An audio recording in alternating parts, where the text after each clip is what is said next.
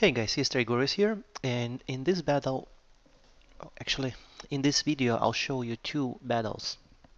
Same map, same scenario. We are on attacking site in Karelia, and this is just to reiterate the tactic that I found in this map that is rather effective when you are on attacking team, because we know what happens here, right? Half of the team goes left, half of the team goes right, and everyone is trying to do something to get to the enemy base.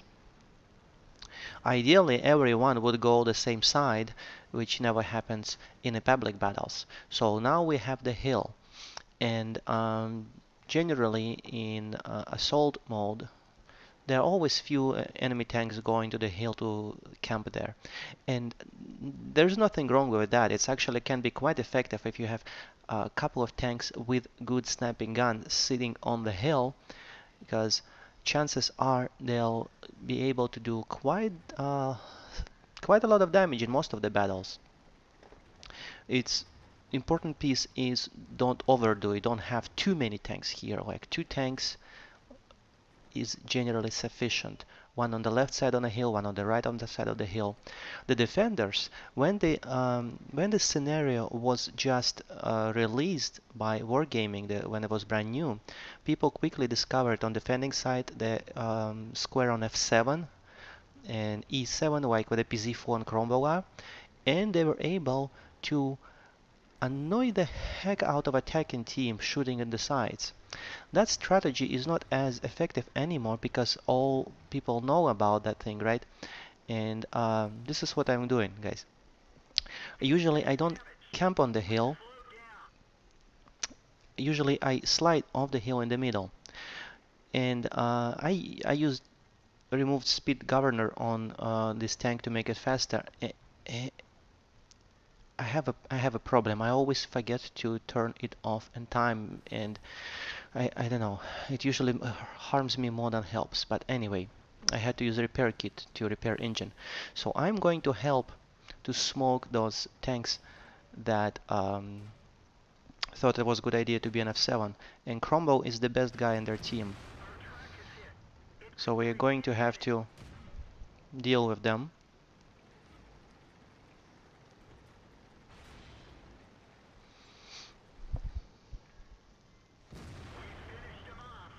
When I just started to play as U-152, I had lots of 152mm hit rounds, and I used deep derp gun.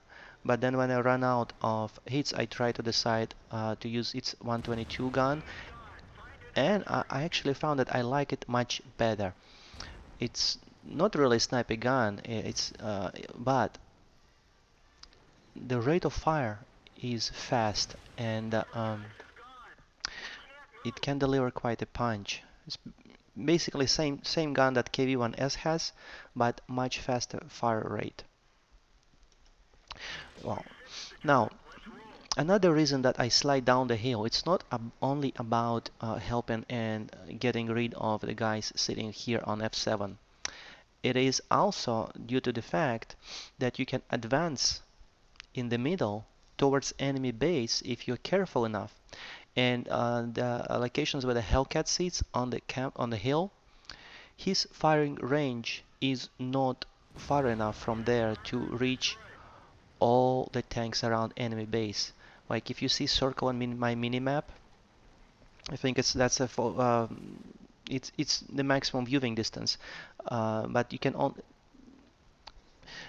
basically, as far as I know, you can only shoot so far on this map and see so far on this map. So the targets you cannot see, you cannot shoot. And if you slide down the hill and you can advance closer to the base, and I like to use this rock in the middle, you can actually shoot all the way to the edge of the map at the enemy base. And you can actually light the targets if you have tanks with good view range, which is not my tank naturally. I'm trying to advance. I'm trying to figure out who I can see. See, the thing about sitting here in the middle, enemy does not expect you here. They expect attacking forces go from left and right side, and that's where they see it in the tunnel vision in the sniping mode. Right now, Chaffee is doing a good job spotting that M6 for me, and I'm helping Chaffee to kill M6. Cannot see Wolverine.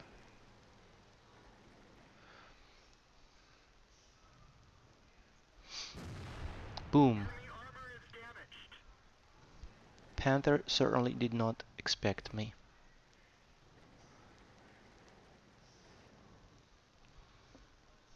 Unfortunately, Chaffee ended up to be one of the suicidal scouts.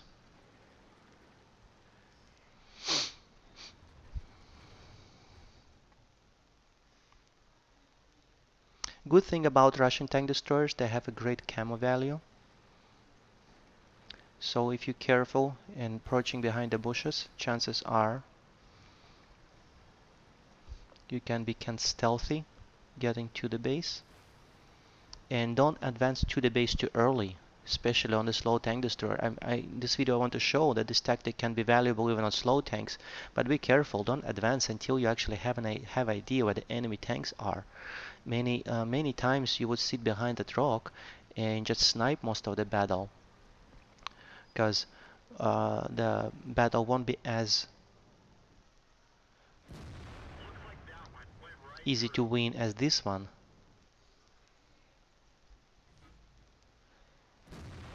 And that will be illustrated in the replay that will follow this one.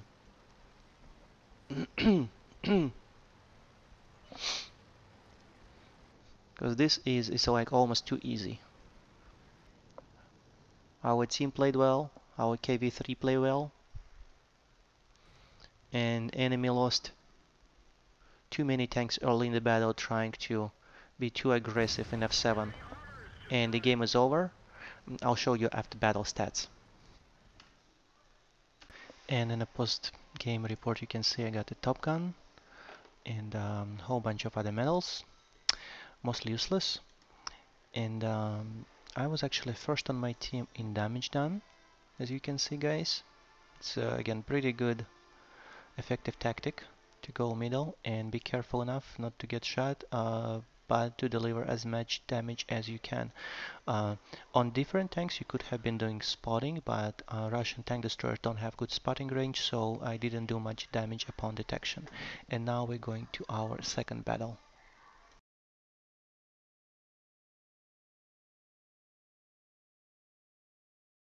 Alright guys, and this is the second battle. I'm on T69. This tank was solely, the only reason it was designed with the way it is to suck credits out of the players, make them to buy hit rounds, because yes, it's hard to play this tank and just using armor piercing due to low penetration value for its level, 171 millimeters. Oh gee, not much, and only 4 rounds in the clip. Anyways, I'm going back to the hill. I'm going to sit there just for a little while. What I need to do is, well, actually I'm not sitting here just for a little while. I'm going straight. Usually I sit like few seconds just to make sure if no one is running to F7, and just generally to give my team a little time to gather, like in around K1 and A0 points before I slide down.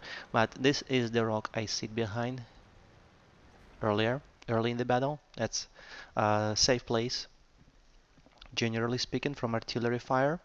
And from here you can peek at the target that someone will hopefully light for you.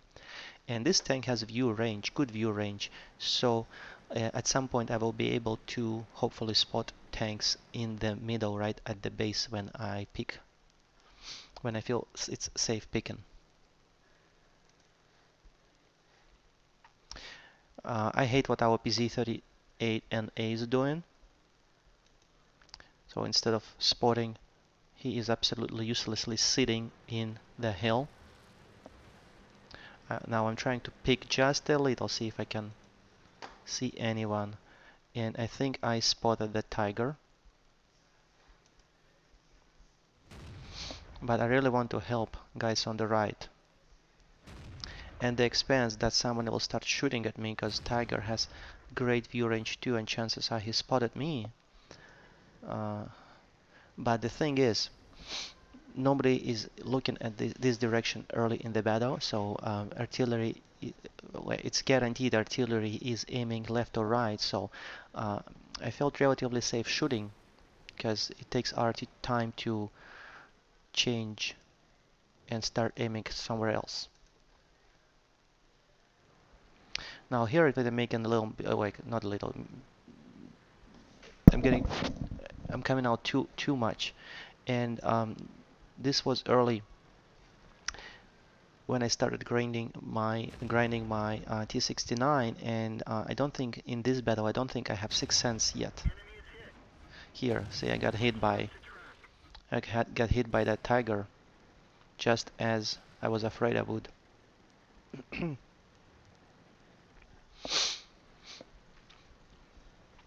Going behind the rock, got to make sure I disappear from minimap and at the same time reloading clip. Switching to hit rounds because I only have 2 APs left. Don't want to have clip of 2 rounds. Trying to pick from the other side, see what I can see anyone. And if you guys remember in SU-152 battle, I started advancing rather early. Here it's not the case. I'm going to sit here behind the rock a bit more.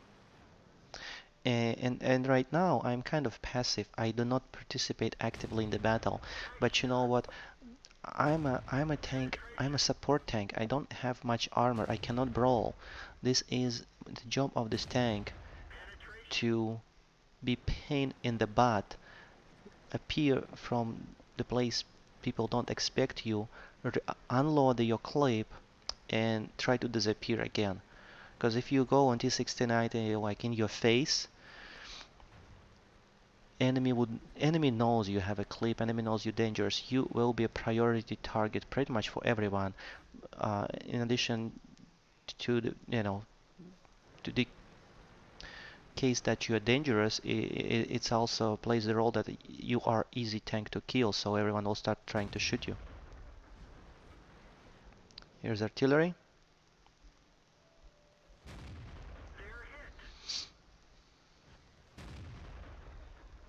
Tracked him, and a blind shot for good measure. So see, that's what I was talking. From here you can shoot actually all the way to the very edge of the map. I don't believe SU-152 behind me can do it. I don't think it can shoot Tiger 2, but correct me if I'm wrong, leave your comments. You need to be a little bit closer to the base to be able to shoot that far on this map particularly, because I remember I tried to sit on the hill and I was not able to shoot that far. Now it's 500 meters. And I'm landing my shots on Tiger 2. Hit rounds, one good thing about hit rounds, they do not lose its armor piercing power with the distance, unlike regular armor piercing. And they do not bounce. Remember guys, it's a common misconception that APs are bouncing. They don't. They try to penetrate each time, but they do not normalize as normal rounds. So it's for the sloped armor, so angled armor, they have to pen the entire effective armor of the tank.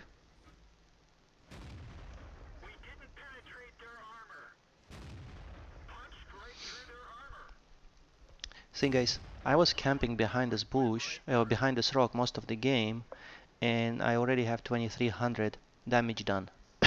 So I would not call myself not the non-effective tank in this game. I think I did pretty much what this tank supposed to do, what it was designed to do, to be a support tank. It's not Type 59, it's not T44 that can run around and snipe and spot and be aggressive. T69 does not have dynamic, does not have speed to be aggressive. You got to be careful with this tank. Well, granted, my stats on this tank are not good. It took me quite a while to figure out how to play it. It took me quite a while, and I was struggling with its stock gun from T-71, which I think is great on T-71, but it just wasn't good enough for tier 8 medium tank.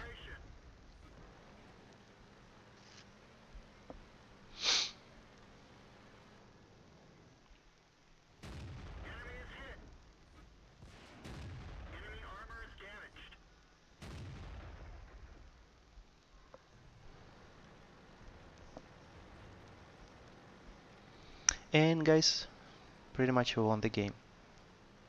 I have my 3000 something damage done, and that's pretty much it.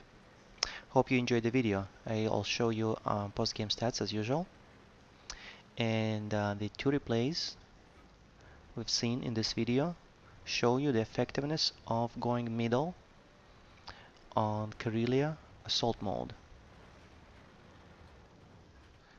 Again, you have to be careful. You have to make a right decision coming out.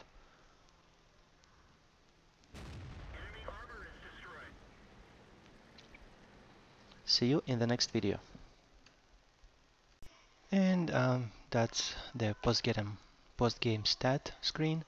And we reviewed two battles on two very different tanks using the similar tactic, and before that I had a battle on AMX 1390. They all show you that this is a valuable strategy on Karelia map, going middle. As you can see, guys, I got 3300 in damage, second on my team. It was a good battle and overall. Hope you enjoyed the video. I'll see you in the next one. Oh, and something else, this tank has better view range, so as you can see I did 970 damage upon detection.